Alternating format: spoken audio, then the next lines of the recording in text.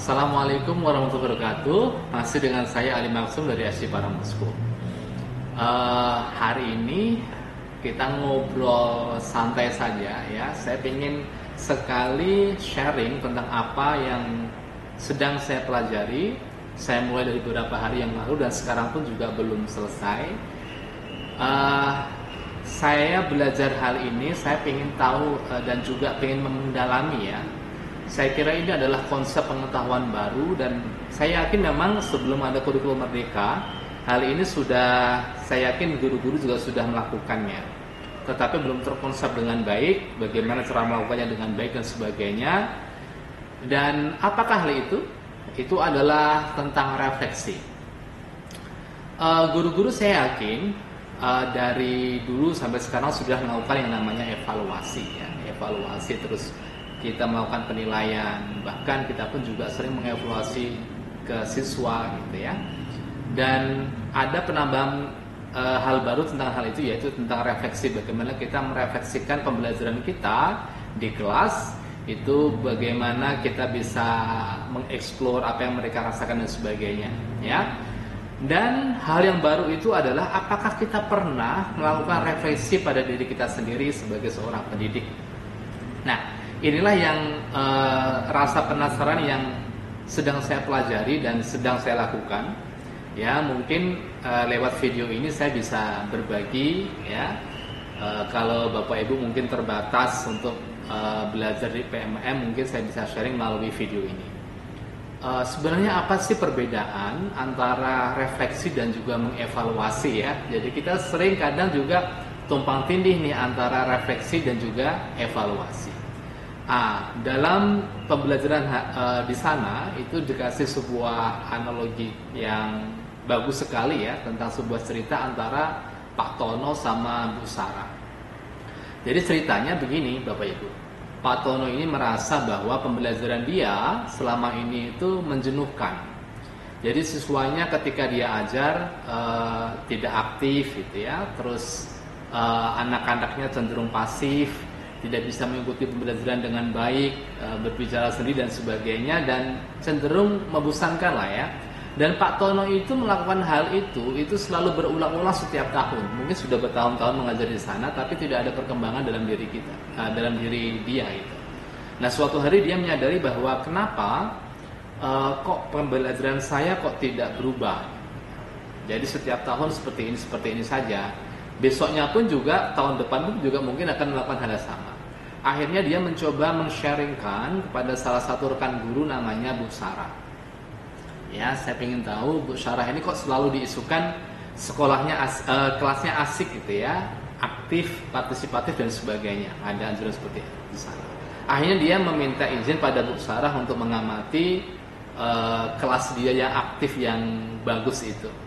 Dia mengamati dan sebagainya. Akhirnya setelah dia mengamati dan mengevaluasi dari pembelajaran Bu Sarah, dia berdialog sama Bu Sarah bahwa gimana sih tipsnya ya untuk menghadirkan kelas yang sangat atraktif gitu ya, yang sangat enak, seperti apa yang dia saksikan di kelasnya Bu Sarah. Terus Bu Sarah dia mengatakan seperti ini kepada Pak Tono bahwa dia itu selalu berpusat pada peserta didik ya. Jadi kan selama ini kalau kita sebagai seorang guru ya, kita punya planning ya, kita punya planning dan kita selalu anak-anak tak ada sama saya gitu ya, anak-anak mengikuti deh planning saya itu, dan akhirnya kita jenuh dan akhirnya kita planning kita nih membosankan karena memang kita selalu diriuhkan. Nah, Bu Sarah ini punya tips pada Pak Tono bahwa kita mengikuti apa yang dimauin oleh peserta didik. Jadi udah bukan teacher excellence atau teacher center, tapi ada student center ya. Jadi dia tawari misalnya, hari ini kalian pengen belajar apa, hari ini pengen metodenya seperti apa, dia ditawarkan seperti itu. Dia mengatakan kepada Pak Tono seperti itu. Dan dia juga metode yang diterapkan di kelas itu dia lebih misalnya seperti ini ya, bermain peran. Ada yang namanya di sana ada gunung, ada yang namanya penyerapan air dan sebagainya, itu bermain peran. Anak-anak siapa yang menjadi gunung, anak-anak siapa yang menjadi air dan sebagainya.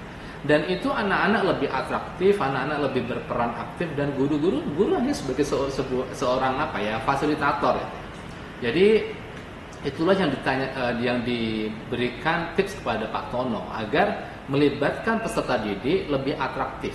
Dan dia juga mengatakan mungkin ya juga nggak repot-repot amat ya, karena memang sekolah seperti itu, kelas seperti itu tidak merepotkan kita untuk memikirkan metode dan sebagainya, karena memang melibatkan semuanya ke peserta didik ya. Sebenarnya student center itu tidak merepotkan kita ya, bahkan mereka juga anak-anak itu diminta bagaimana sih hari ini kita belajar dengan bagus, metodenya seperti apa sih, kalau bermain peran atau mungkin kita nonton atau mungkin kita bermain game dan sebagainya. Nah, Bu Sarah juga menyelipkan game di sana.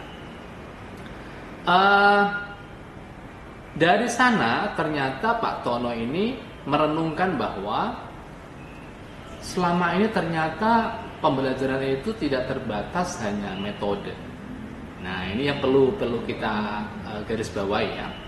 Jadi tidak hanya metode yang kita ubah-ubah dan sebagainya, tetapi adalah yang paling penting ada dua hal. Yang pertama, metode benar, kita juga tergantung sama media pembelajaran yang kita buat, tetapi juga bagaimana melibatkan peserta didik dalam pembelajaran kita. Nah, itu yang kadang kita lupakan gitu. Kadang kita punya metode bagus, media pembelajaran bagus, tapi kita tidak memikirkan untuk melibatkan peserta didik. Bahkan kita juga tidak menawarkan metode, hari ini mau belajar apa sih, tidak ya. Jadi kita hanya terpaku sama planning kita. Jadi kita hanya pusing sendiri. Akhirnya kita mengulang lagi, tahun depan juga seperti itu, tahun belakangan juga seperti itu. Akhirnya kita bosan. Nah, dari proses menyadari itu, Pak Tono melibatkan emosi dia, ya. Terus dia akhirnya dia merenung gitu ya. Inilah yang disebut dengan yang namanya refleksi. Jadi kalau mengevaluasi tadi adalah menganalisis ya. Jadi menganalisis dari pengalaman yang terjadi, itu namanya adalah evaluasi. Ya, evaluasi. Kalau kita menganalisis dan prosesnya itu kita mengambil sebab dan akibat, itu namanya adalah proses evaluasi. Tapi kalau kita saat pada waktu mengevaluasi itu kita merenung, terus kita menarik sebab akibat tadi, terus melibatkan sebuah emosi gitu ya. Terus membandingkan pengajaran kita, kualitas pengajaran kita pada pengajaran lain, kok bisa ya guru yang lain kok bagus dan saya kok kurang gitu ya. Pada proses seperti itulah itu kita melakukan yang namanya refleksi. Nah ya, jadi refleksi ini adalah hal yang sangat penting. Kadang kita mencampur adukan evaluasi sama refleksi. Jadi setelah dievaluasi sudah selesai gitu ya, tapi nggak ada yang namanya refleksi. Nah, ada poin penting yang harus kita catat dalam sebuah refleksi, yaitu adanya namanya tindak lanjut. Setelah kita menemukan kelemahan kita, setelah kita menemukan yang namanya kekuatan kita di sana, ada yang namanya tindak lanjut. Tindak lanjutnya berupa apa? Mungkin bisa saya tarik bisa berupa dua hal ya. Yang pertama adalah tindak lanjutnya berupa komitmen. Setelah kita menemukan kekuatan kita, setelah kita mengetahui kelemahan kita, setelah kita membandingkan kelas kita sama kelas yang lain gitu ya, akhirnya kita menemukan yang namanya kelemahan kita dan kita ada yang namanya komitmen.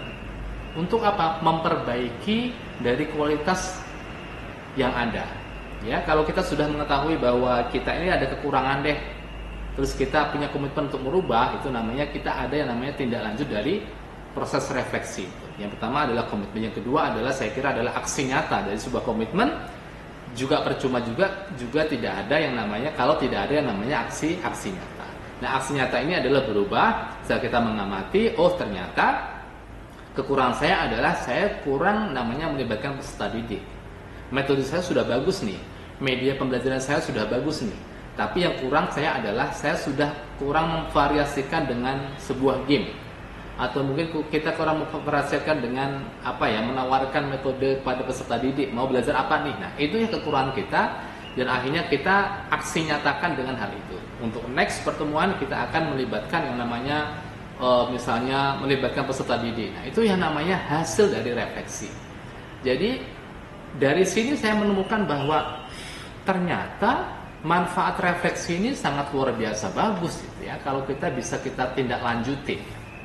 kita tindak lanjutkan sebuah aksi nyata. Karena dari manfaat refleksi ini coba apa kita renungkan bahwa manfaat refleksi ini bisa kita tahu kelemahan kita dan juga kita tahu yang namanya kekuatan kita, ya, dari perenungan hal itu.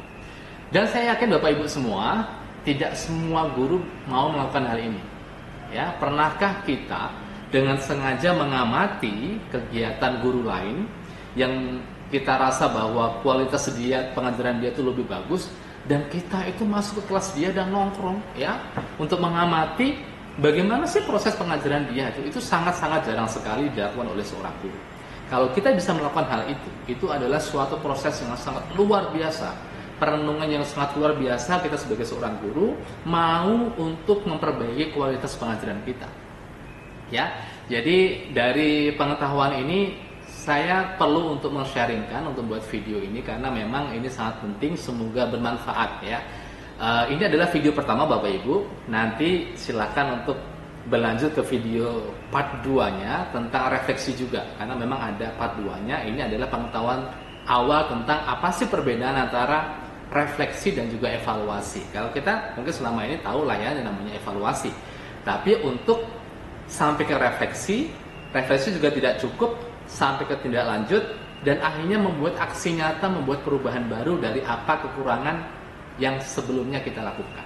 Ya, jadi semoga dari video pertama ini sangat bermanfaat sebagai pertemuan awal kita tentang refleksi, dan Bapak Ibu mungkin bisa merenungkan ya, dan juga bisa melakukan hal yang sama untuk membandingkan siapa sih yang membuat inspirator kita, model kita untuk bisa kita tiru di pengajaran kita agar lebih bagus penampilan kita di kelas dan bisa membuat jadikan referensi lah ya untuk diskusi dengan rekan sejawat agar kualitas pendidikan kita dan juga kualitas pengajaran kita lebih meningkat ke arah yang lebih baik. Ya, sampai jumpa di video selanjutnya. Terima kasih dari saya, semoga bermanfaat untuk pengetahuan evaluasi dan juga refleksi untuk hari ini. Wassalamualaikum warahmatullahi wabarakatuh.